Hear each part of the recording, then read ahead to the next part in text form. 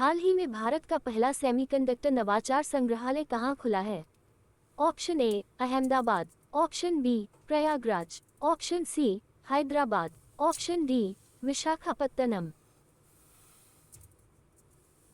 Correct answer explanation. Bharat के प्रौद्योगिकी क्षेत्र के लिए एक ऐतिहासिक उपलब्धि के रूप में सेमीकंडक्टर इनोवेशन म्यूजियम का उद्घाटन 12 अक्टूबर 2025 को हैदराबाद में technology chip innovation program T chip द्वारा किया गया।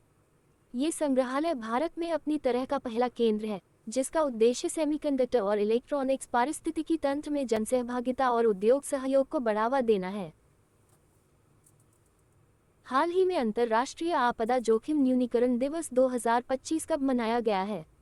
ऑप्शन ए 14 अक्टूबर, ऑप्शन बी 13 अक्टूबर, ऑप्शन सी 12 अक्टूबर, ऑप्शन डी 11 अक्टूबर। Correct answer explanation. हर साल 13 अक्टूबर को अंतर्राष्ट्रीय आपदा जोखिम न्यूनीकरण दिवस मनाया जाता है।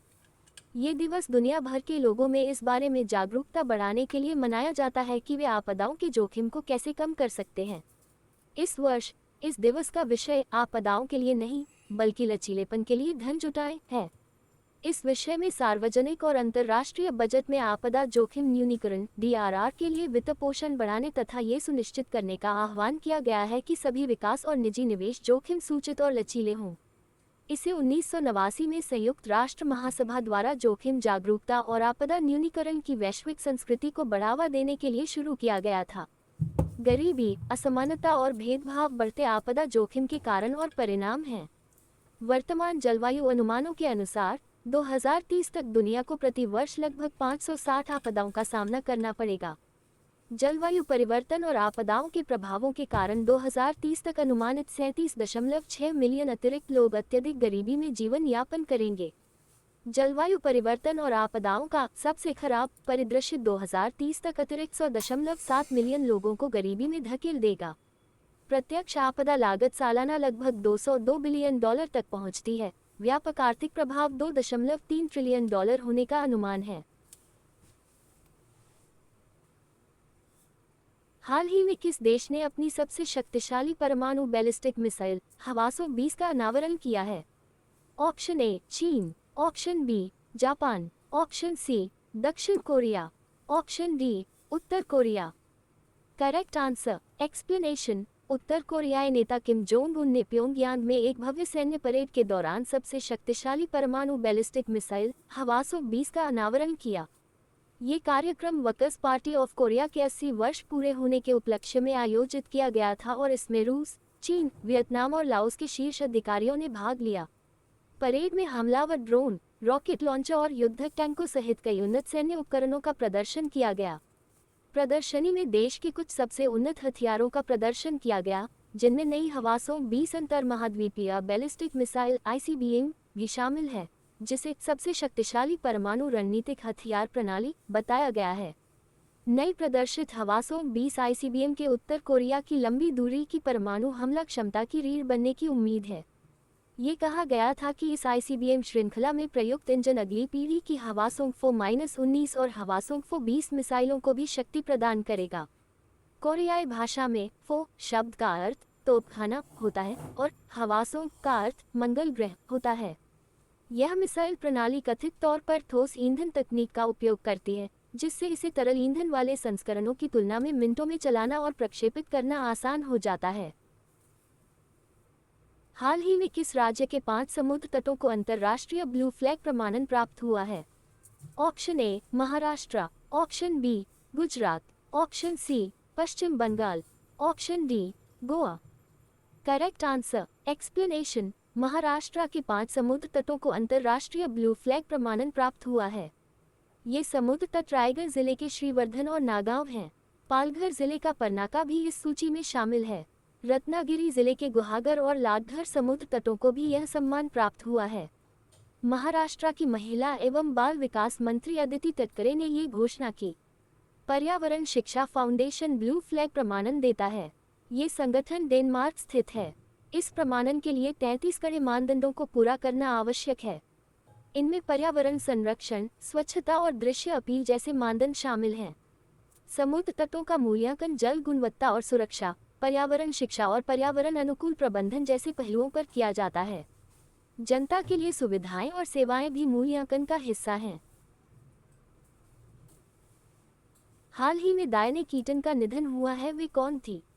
ऑप्शन ए साहित्यकार, ऑप्शन बी अभिनेत्री, ऑप्शन सी लेखिका, ऑप्शन डी अर्थशास्त्री। Correct answer explanation. ऑस्कर विजेता अभिनेत्री डायने कीटन का 79 वर्ष की आयु में निधन हो गया। उन्होंने 1970 के दशक में द गॉडफादर श्रृंखला में के एडम्स कोर्लियोन की भूमिका निभाकर प्रसिद्धि प्राप्त की। उनकी पहली फिल्म भूमिका 1970 की romantic comedy lovers and other strangers में थी। उनकी आखिरी फिल्म 2024 की कॉमेडी समर कैंप में थी। Keaton father of the bride और द फर्स्ट वाइव्स क्लब जैसी लोकप्रिय फिल्मों में भी दिखाई दी। 1978 में उन्होंने एनी हॉल में अपनी भूमिका के लिए सर्वश्रेष्ठ अभिनेत्री का अकादमी पुरस्कार जीता। उन्हें इसी भूमिका के लिए गोल्डन ग्लोब और बाफ्टा पुरस्कार भी मिला। उन्होंने अपने करियर के दौरान 3 अतिरिक्त ऑस्कर नामांकन अर्जित किए।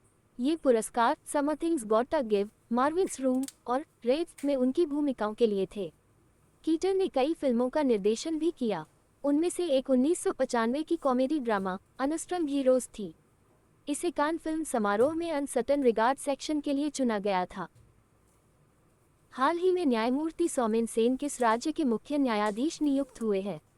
Option A Assam, option B Manipur, option C Meghalaya, option D Arunachal. Correct answer explanation. Meghalaya high court को नए मुख्य न्यायाधीश मिल गए हैं।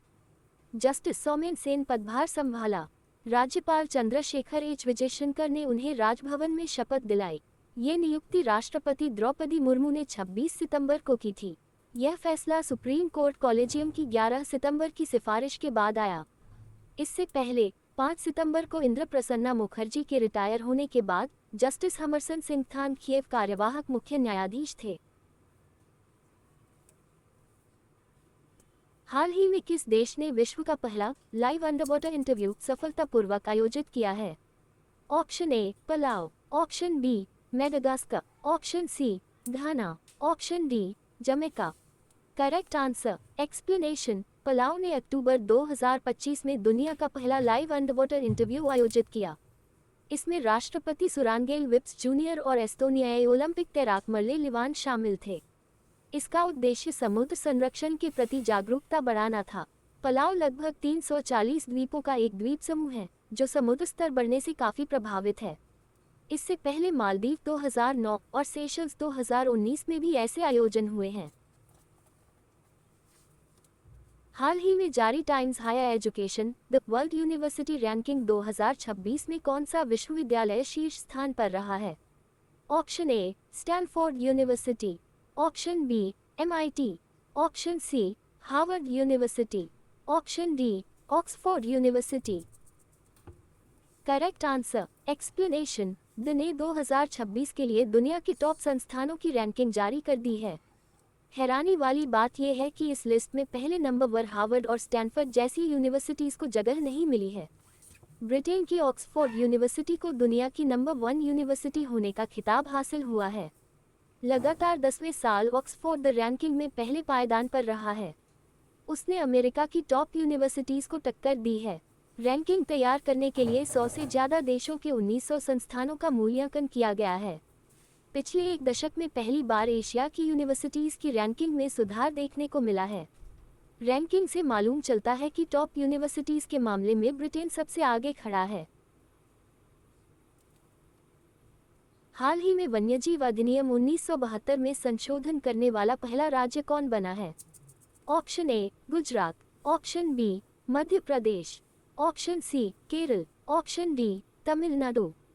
Correct answer explanation. Kerala Bharat का पहला राज्य है जिसने केंद्रीय वन्यजीव संरक्षण अधिनियम 1972 में संशोधन संबंधी विधेयक पारित किया है। 8 अक्टूबर 2025 को केरल विधानसभा ने यह विधेयक पारित किया। राष्ट्रपति की मंजूरी के बाद ये कानून बन जाएगा। ये संशोधन मानव वन्यजीव संघर्ष को कम करने और जंगलों के पास रहने वाले लोगों के अधिकारों की रक्षा के लिए लाया गया है। हाल ही में सबसे तेज 5000 रन बनाने वाली भारतीय महिला क्रिकेटर कौन बनी है? Option A Smriti Mandhana, option B Harleen Kaur, option C Harmanpreet Kaur, option D Richa Ghosh. Correct answer explanation. हाल ही में भारतीय महिला क्रिकेटर स्मृति मंधाना ने वनडे इंटरनेशनल ओडी क्रिकेट में 5000 रन बनाने का रिकॉर्ड सबसे तेजी से हासिल किया है। यह उपलब्धि 12 अक्टूबर 2025 को आईसीसी महिला विश्व कप 2025 के दौरान ऑस्ट्रेलिया के खिलाफ मैच में हासिल हुई, जब उन्होंने अपनी 112वीं ओडी पारी में एक शानदार छक्का लगाकर यह मील का पत्थर पार किया।